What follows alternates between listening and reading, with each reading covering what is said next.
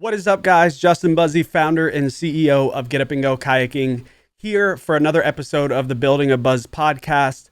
This week, we have on an extremely special guest. I can't even call him a guest because this was a conversation, a 15-minute conversation with GaryVee through the Vyve program that I was a part of, and I got to record it in its entirety and post it as a podcast. So he's not a guest of the podcast, but this is a conversation that we had in live time and really got to go deep on community building, reporting on brand, mascots, and a few other things in between. So I love this conversation. It's really hard for me to come up with questions to ask Gary because I consume so much of his content that I feel like I already know what the answers are going to be. So these were questions that were super specific to me and Up And Go Kayaking. So hope you enjoy and welcome Gary to the podcast.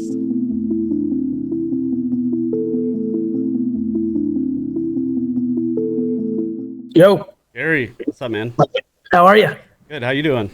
I'm well. How are things? Good, man. Thank you so much for the time, obviously, and putting together James and Andrea for Vyve. It's been nothing short of my expectations. I think it's, like week 2 exceeded my expectations. Never mind, here we are like 3/4 the way through it. So thank you for doing that as well.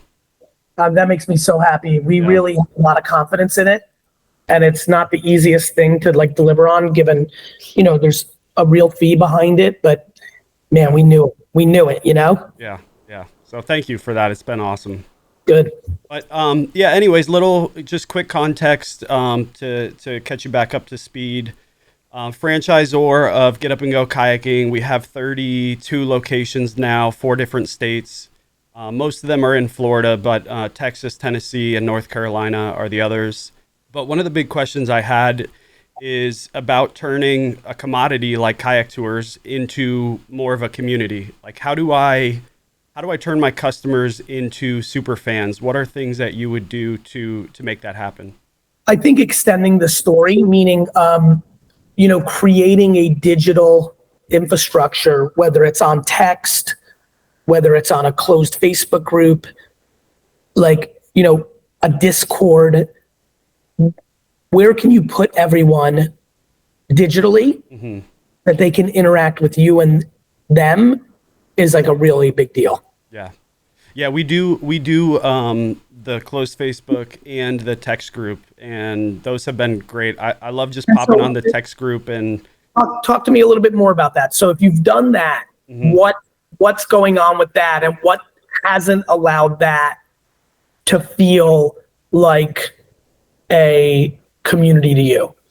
Yeah, I think it's mostly because I'm the one initiating the conversation and I want them to initiate the conversation. So how do I get them more engaged from that side of things? Similar to the way that you text your community, like I'll just show up randomly and say, hey, hope you're having a good Tuesday, and a lot of people reply being like, oh my God, thanks so much. And it's amazing, but like, how do I get them to initiate that, is I think the next level of community.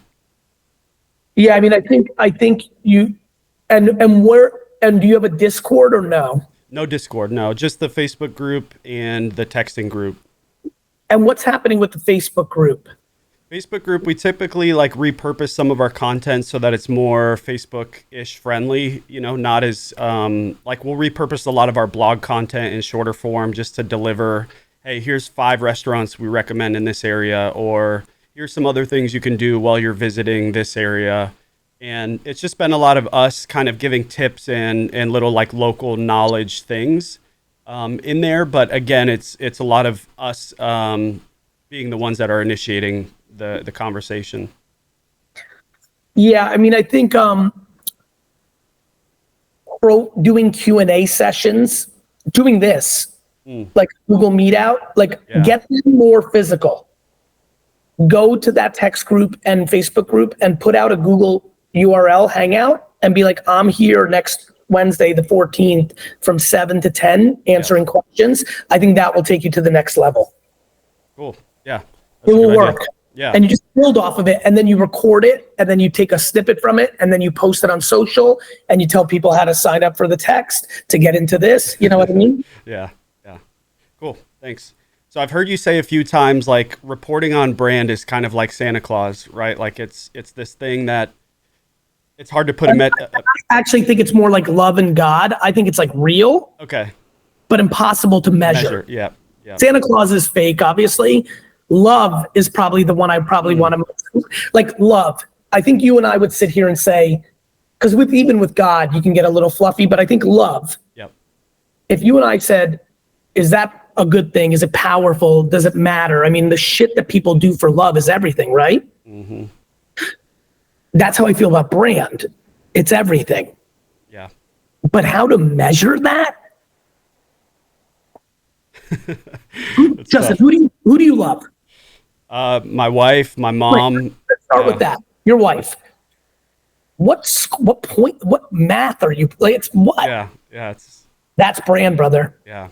So I can't measure. You know, right now, my brand. Right now, I'm going to keep it humble, but not like not too humble. Right now, there's 100 conversations going on in the world about me, where someone's saying something 87% probably positive, which is going to be good. Yeah.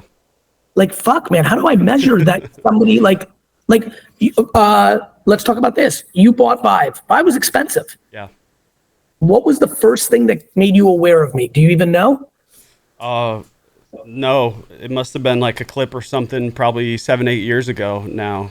I mean, like think about that. Yeah.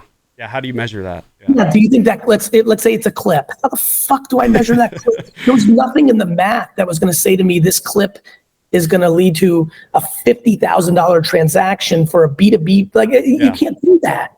Yeah. So on the franchisor side of like selling my brand to people, what do I focus on there? Your efforts, who you like, that becomes about you, like the content, like how you do it. Like it just becomes like the demand. They care about their perception on how much demand you can create. Right? Yeah. The franchisor, is going to make a decision based on the demand you can create. So for example, I would focus a lot on your ability to be good at 20-mile social media marketing, because if you're pitching me and you're like, hey, let me show you a screen, I'm going to do all this shit within a 20-mile radius of Manhattan for you. I'm like, oh shit. Yeah. Got it? Yeah. That's it. Because you're in a thing that people are passionate about. Like people actually, like a lot of people would actually love to run this business, right? Because you're in a extreme passion point. Your issue is you've got to convince them that you can help them get customers. Yeah. Got it? Yeah.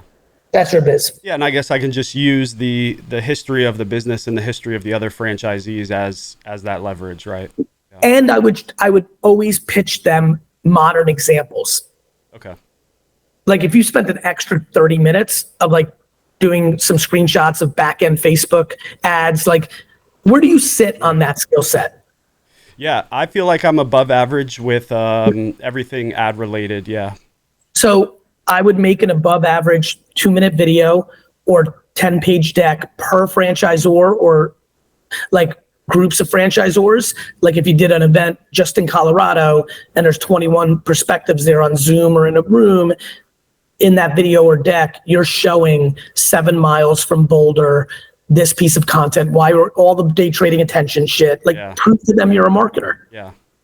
Yeah, this year we have, thanks to day trading attention, we have over probably 120 million organic views already. So it's been has day trading attention helped? Yes. Yeah. So I have a community manager also, and I forced her to read it. I was like, Gary's saying it's it's his onboarding tool for his own employees. Like, you've got to read it.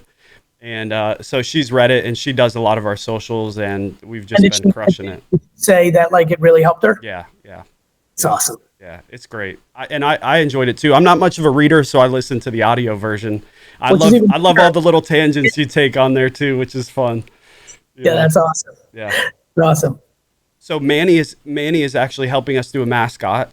And Awesome. Yeah, we talked at 4Ds last year about, how important mascots are. You brought up the Duolingo example, and I kind of went down a rabbit hole of like, I think. And how'd you get to Manny?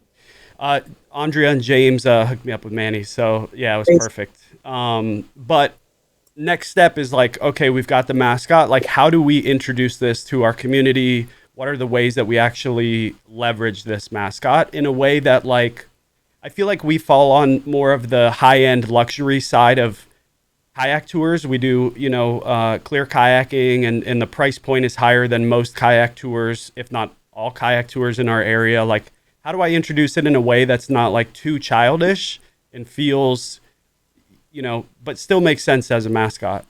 You got to try different shit. Okay. I would go to TikTok where you can get away with it. Yeah. And try a bunch of different fucking shit. Okay. Consume all the Duolingo stuff, all the Jake from State Farm stuff, Geico. Yeah. Just consume and then replicate and see what it does. Okay. Consume, replicate with the interpretation of your world. Yeah. Okay.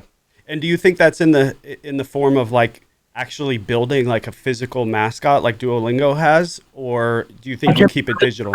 I think so. Okay. Or you go very AI, yeah. I mean, both could work, but I think with your product, I think just by nature, it's funny to see a big fucking like character fall off a canoe. You know what I mean? Yeah. Cool. Last quick one for you. We had our call with Damon John a couple weeks ago, which was awesome. And he had brought up something that kind of stuck with me a little bit, that something like it's 25 times more expensive to obtain new customers than it is to kind of like upsell current customers or just retain your current customers. So like, how do I do a better job of this? Get people into Google. This goes back to the first part. That's your community thing. Yeah. Just give a fuck. Yeah. Text all of them and ask them what their birthday is if you don't have it. Yeah. Like, it's scaling unscalable behavior.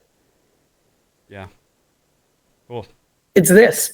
Yeah, literally. I mean, like, this is beyond not ROI positive for me. Yeah. But like, I want the karma. I want the good, Yeah. And it's funny because I do tell like my new franchisees, hey, hop on the call with your first like 100 customers and get direct feedback of like what they liked, what they didn't like. So you could change things around, you get the better reviews when you do that, obviously. And so I just need to do that from my level too, and make it interesting. Yeah. That, brother. Yeah. Cool. It's awesome. Love you. Cool, man. Thanks.